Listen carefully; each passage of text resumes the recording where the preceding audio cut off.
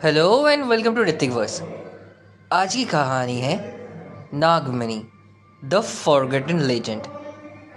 500 साल पहले भारत के एक छोटे से गांव देवगढ़ में एक रहस्य था। एक गुप्त नगलोक जहां एक नागमणि रखी थी जो किसी भी इंसान को अमर बना सकती थी। लेकिन उसके रखवाले थे एक नागवंशी विरांश, अंधा इंसान, अंधा नाग। विरांज, लास्ट नागवंशी, प्रोटेक्टर ऑफ नागमणि। राजकुमारी वीरा, एक ब्रेव वॉरियर प्रिंसेस जिसको सच्चाई और जस्टिस चाहिए। सेनापति रुद्राक्ष, ग्रीडी विलन जिसे नागमणि चाहिए फॉर पावर। ऋषि अत्रिया, पुराने योग का योगी जिसका आशीर्वाद और श्राप दोनों अमर है। राजकुमारी वीरा ने सुना था कि उनके पिताजी राजा समर को जहर दिया गया था। किसी ने नागलोक से छोटी सी नागमणि चुराई थी। वो तलाश में निकलती थी है जंगल के पार, देवगढ़ के पास। वहाँ उसकी मुलाकात होती है वीरांश से। वीरा, मुझे सिर्फ सच चाहिए। नागवंशी, तुम्हारा राज मेरी प्रजा से बड़ा नहीं हो सकता।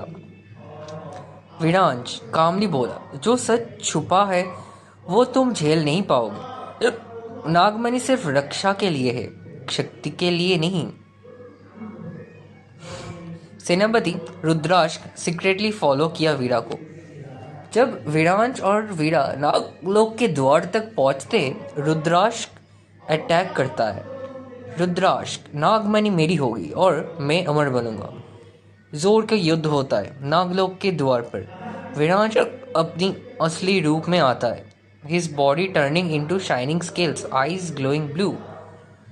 विरांश, ये सिर्फ एक मणि नहीं, ये मेरी माँ का वचन है।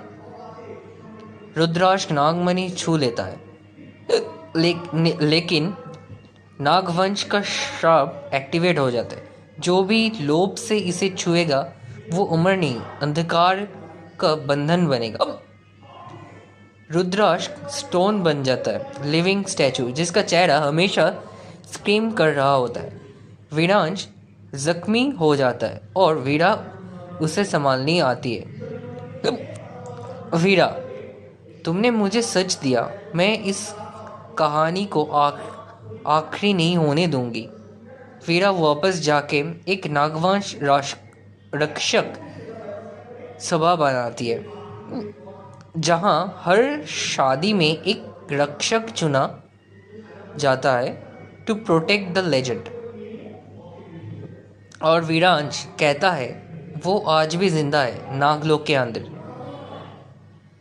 ध्यान में बैठा हुआ। जब तक दुनिया में लालच है वो जाग सकता है। The end, some legends don't die, they just wait to be remembered. Thank you.